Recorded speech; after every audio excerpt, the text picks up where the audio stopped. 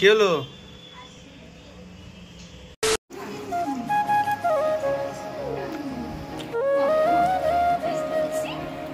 আস্তে আস্তে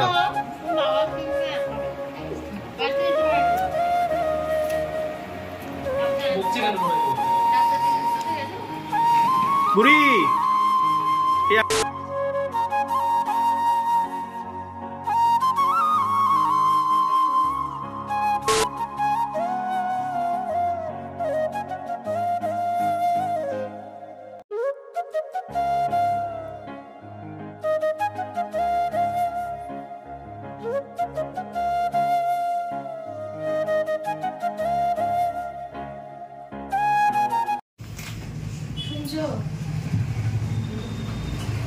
আমি একটা কথা বলবো ভাবছি, অনেকদিন ধরে বলতে পারছি না। আমার কদিন ধরে না শরীরটা খুব খারাপ লাগছে, ভমিটিং লাগছে, মাথা ঘোরাচ্ছে, আজকে হুট করে সকালে ঘুম থেকে ওঠার পর থেকে বেশি খারাপ লাগছে।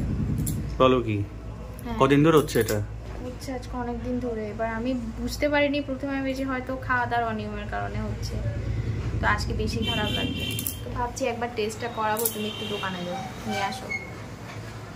ঠিক আছে, দাঁড়া আমি দোকানে যাচ্ছি।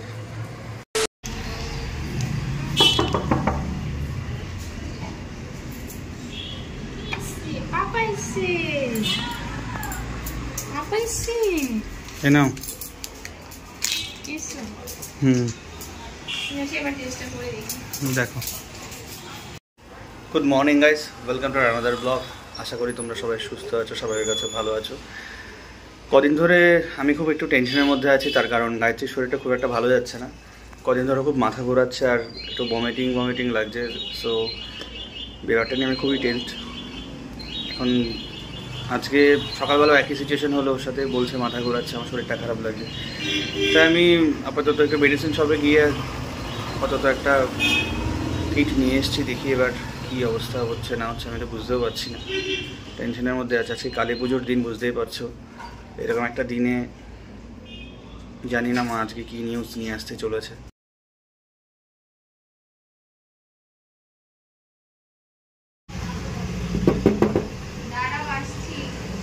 কি হলো?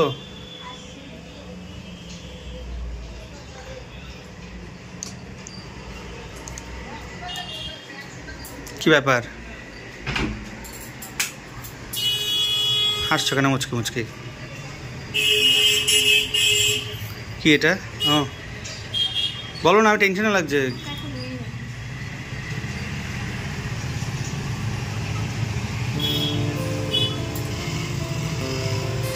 ও মাই গড, দ্যাট মিন্স গায়ত্রী, আমি তো বিশ্বাসই করতে পারছি না আজকের দিনে এরকম একটা নিউজ।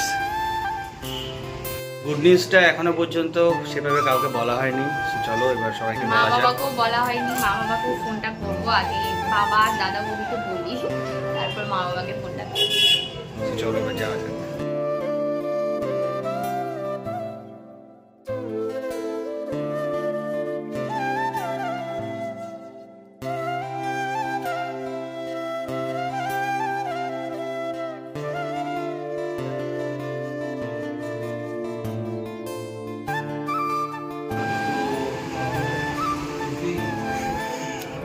বাবা তুমি দাদু হতে চলেছো, দাদু হতে চলেছো তুমি। আশীর্বাদ করো, তোমার বৌমাকে একটু আশীর্বাদ করো, সব যাতে সুস্থভাবে হয়।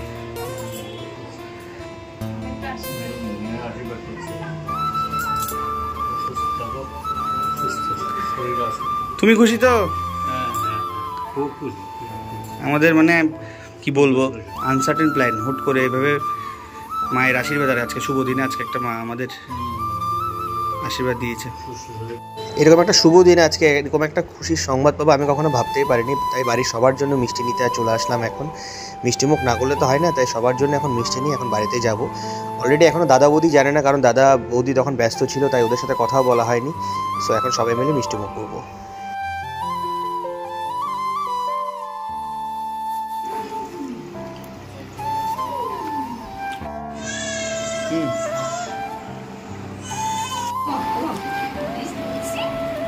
আস্তে আস্তে আস্তে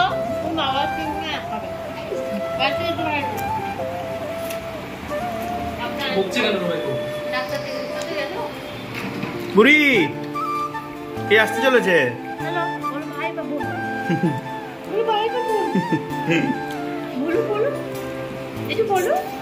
কি বলো?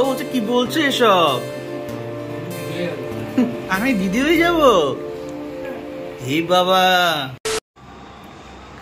মিষ্টি মুখ মিষ্টি মুখ মিষ্টি মুখ করতে হবে যে বাবা। দুজনেই চলে আসো, মিষ্টি মুখ। রসটা চেপে দাও। নাও মিষ্টি মুখ।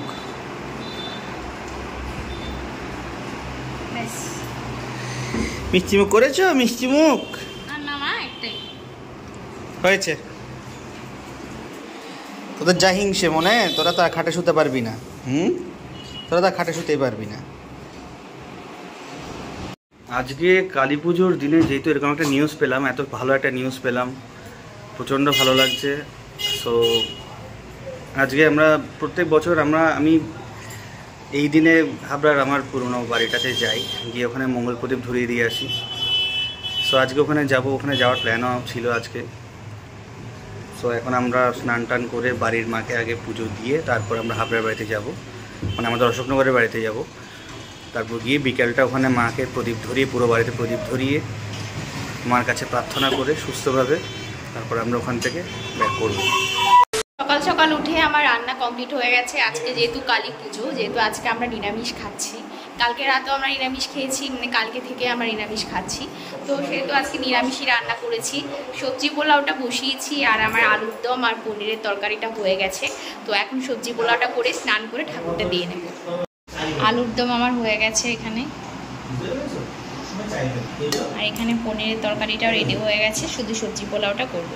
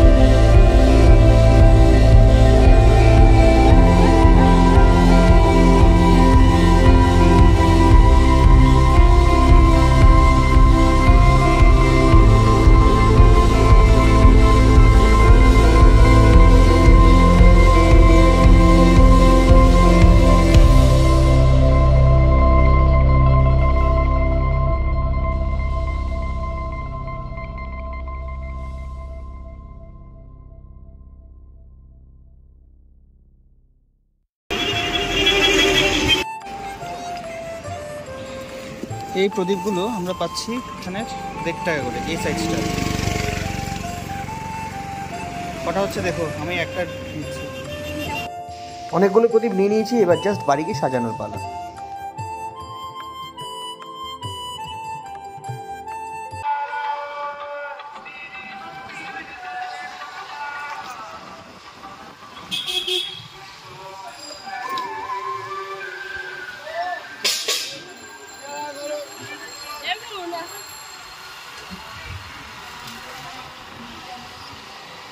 বাড়িতে চলে এসেছি আমরা, এখন জাস্ট সব কিছু পরিষ্কার টরিষ্কার করে তারপর মাকে একটু পুজো দিয়ে তারপর আমরা বেরোবো। সো চলো এখন আমাদের বাড়িটাকে প্রদীপ দিয়ে চলো সাজানো যাক, তোমাদেরকে দেখিয়ে দিই আমাদের বাড়িটাকে প্রদীপ দিয়ে সাজালে কতটা সুন্দর লাগে। যেহেতু বাড়িতে আমি অনেকদিন ছিলাম না আমরা, তাই বাড়িটাকে ভালোভাবে বাইরের দিকটা একটু পরিষ্কার করে নিলাম জল দিয়ে, আর গাইছে এখানে মায়ের আসনটা সুন্দরভাবে মুছে ভালোভাবে পুজোটা দিয়ে দিচ্ছে।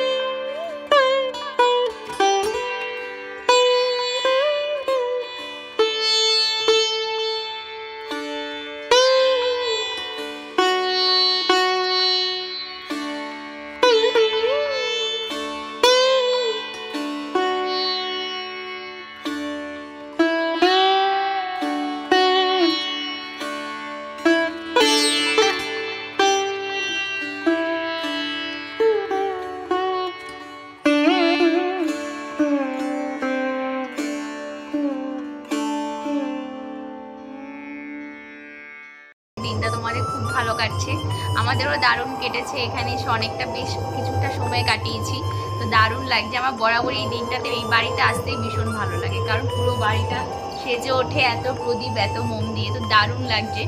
ব্লগটা আশা করছি তোমাদের ভালো লেগেছে, আর ব্লগটা যারা যারা দেখছো সবাই আজকের দিনটাতে আমাদেরকে আশীর্বাদ করো, বড়রা অবশ্যই, যাতে আমাদের ফিউচারে যিনি আসতে চলেছেন তিনি যাতে আলোকিতভাবেই সমস্ত পরিবার জুড়ে যেতে আসেন। তো আজকের দিনে একটা সুন্দর একটা সুসংবাদ পেলাম, দিনটা তো দেখেছো তোমরা কীভাবে শুরু হলো। আর প্রত্যেক বছর আমি আজকে এই দীপাবলির দিনে আমি এই বাড়িতে আসি, কারণ এই বাড়ির সাথে আমার অনেক স্মৃতি জড়িয়ে আছে। তাছাড়া এই বাড়িতে আমার মনে হয় মা সর্বদা বিরাজমান, কিন্তু এখনও দুর্ভাগ্যবশত মায়ের পুজো শুরু করতে পারিনি। ইচ্ছে আছে পরের বছর মা যদি অবশ্যই চায় অবশ্যই পুজো শুরু করব। তোমাদের যদি সবার আশীর্বাদ থাকে, মার যদি আশীর্বাদ থাকে, অবশ্যই পুজো শুরু করব। সো আজকে ব্লগটা কেমন লাগলো তোমরা আমাদেরকে অবশ্যই জানিও, আর তোমরা আমাদের আশীর্বাদও করো, ভালোবাসাও নিও, যাতে আমাদের ফিউচারে যে আসতে চলেছে সে যাতে সুস্থভাবে আসে পৃথিবীতে। এটা নিয়ে খুব টেনশনে ছিলাম আমি। এখন এই বাড়িতে এসে মায়ের কাছে সমস্ত কিছু মনের কথাগুলো বলে অনেকটা হালকা লাগছে, তাই জন্য খুশিও লাগে প্রচুর। মানে একটা অদ্ভুত, মানে বাবা হতে পারার একটা প্রথম যে সংবাদটা আমি জীবনে, আসলে তো এর আগে মানে আমি বাবার মুখে শুনতাম যেদিন বাবা হবি বুঝবি, এই কথাটা বাবা বলতো। আজকে আমি বুঝতে পারছি যে বাবা হওয়ার যে মুহূর্তটা, প্রথম যে মুহূর্তটা, সেই মুহূর্ত থেকে বাবা হওয়ার অনুভূতিটা কেমন হতে পারে। সো বুঝতেই পারছো, মানে একটা অদ্ভুত ভালো লাগা কাজ করছে মনের মধ্যে। সো যাই হোক, আজকের এই সুন্দর দিনে আমাদের সাথে এতক্ষণ ধরে ব্লগে তোমরা দেখার জন্য অসংখ্য ধন্যবাদ। ব্লগটা বলো তোমরা অবশ্যই কেমন লাগছে, যদি কিছু ভালো লেগে থাকে please do like share and subscribe to our channel. দেখা হচ্ছে তোমাদের সাথে নেক্সট কোনো ব্লগে। ততক্ষণ পর্যন্ত তোমরা ভালো থেকো, সুস্থ থেকো। Good night.